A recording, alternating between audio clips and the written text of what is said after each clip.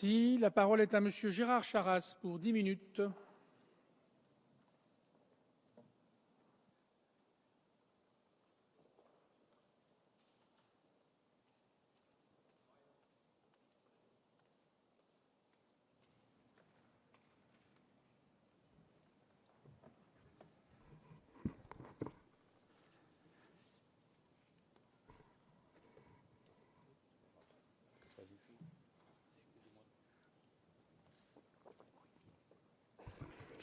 Monsieur le Président, Madame la Ministre, Monsieur le Président de la Commission des lois, Monsieur le rapporteur, mes chers collègues.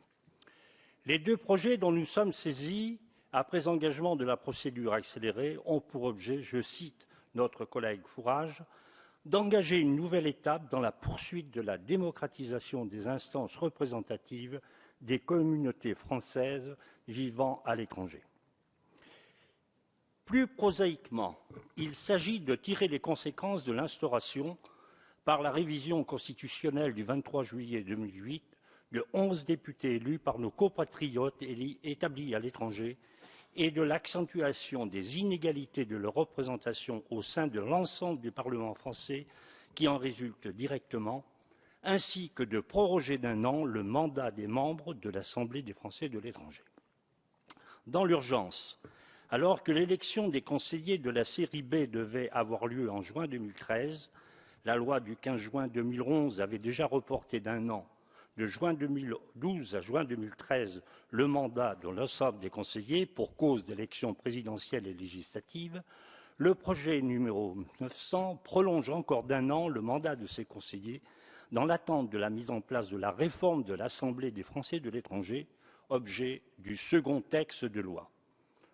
Assemblée des Français de l'étranger qui se nommera désormais Haut Conseil des Français de l'étranger, après avoir remplacé le Conseil supérieur des Français de l'étranger. Ce nouveau Haut Conseil, plus autonome, à l'effectif resserré, aux fonctions mieux définies, devrait donner une mission claire à cette instance de représentation consultative dont l'utilité a pu être discutée et dont la pérennité se posait avec l'institution aux côtés des 12 sénateurs, des 11 députés représentant les Français vivant à l'étranger. Le choix a donc été de maintenir cette instance représentative. Le nombre de ses membres passera de 191 à 102, alors que le texte initial du projet de loi prévoyait un effectif de 81 membres.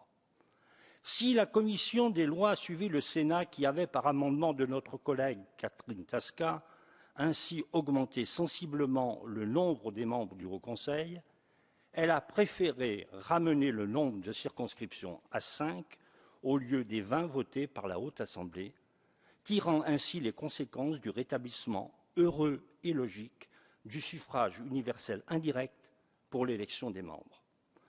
Le ratio de représentation d'environ 16 000 inscrits sur les listes consulaires par élu au Haut Conseil pour l'ensemble des 5 continents correspondant à chacune des circonscriptions peut être considéré comme satisfaisant.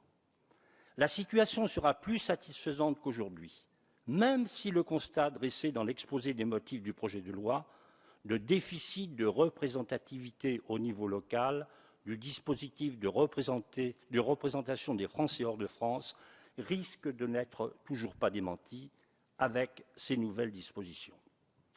Cependant, et dès lors que le gouvernement se propose de faire des conseillers consulaires le corps électoral des sénateurs représentant les Français de l'étranger, la faiblesse du corps électoral de nos collègues sénateurs représentant nos compatriotes à l'étranger, de l'ordre de quelques dizaines d'électeurs, a été maintes fois souligné. Le dispositif permettra une amélioration substantielle du rapport de représentativité grâce à l'élection de délégués consulaires membres du collège électoral des sénateurs. Le problème du chevauchement des circonscriptions né de la présente loi et de celles qui résultent du tableau actuel, présidant à l'élection de nos collègues députés des Français de l'étranger, sera abordé plus tard. Comme le précise l'étude d'impact, la question d'un éventuel redécoupage des circonscriptions législatives pour l'élection des députés par les Français établis hors de France sera ultérieurement examinées par le gouvernement. Est-ce à dire que le gouvernement entend amener le nombre des circonscriptions législatives à celui des circonscriptions sénatoriales, s'agissant des Français de l'étranger? L'on ne peut estimer que la représentation de nos compatriotes établis hors de France soit satisfaisante. Issue de réformes successives, dont la dernière en date, la création de députés des Français de l'étranger en 2008, nous avait retenu de longs moments dans cet hémicycle, ça a été rappelé tout à l'heure, cette représentation comporte désormais plusieurs étages.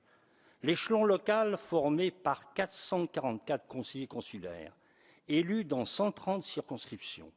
L'échelon central, formé par 102 conseillers consulaires, élus dans 5 circonscriptions, membres du Haut Conseil, et l'échelon national, formé des 12 sénateurs et des 11 députés de Français de l'étranger.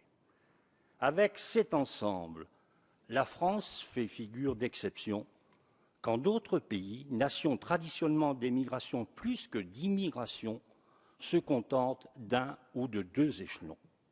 Pourtant, malgré ce maillage, la participation électorale est faible et la cohérence de certaines de ces institutions peut poser question. Certains de nos collègues commissaires aux lois se sont posé la question de l'utilité des instances représentatives des Français de l'étranger.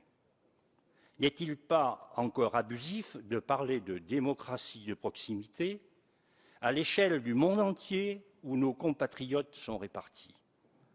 Les conseillers consulaires auront-ils les moyens d'être ce relais local utile à nos collègues parlementaires ainsi qu'à nous tous, députés de la nation, avant d'être les représentants d'un territoire? Cette acception de la nation, concept unifiant du peuple français, communauté de choix telle que l'a théorisé Renan lors de sa célèbre conférence à la Sorbonne en 1884, prend ici toute sa signification. Nous représentons, nous aussi, les Français de l'étranger, au même titre que nous représentons nos électeurs métropolitains. Nous pourrons donc juger de l'efficacité du maillage territorial ainsi mis en place. Ne préjugeons pas de l'avenir, chers collègues, et donnons leur chance au futur Haut Conseil des Français de l'étranger et aux conseillers consulaires. Qui peut le plus, peut le moins. L'augmentation du nombre de grands électeurs composant le collège électoral des sénateurs des Français de l'étranger est encourageante. Madame la ministre, les membres du groupe RRDP voteront le projet de loi. Merci.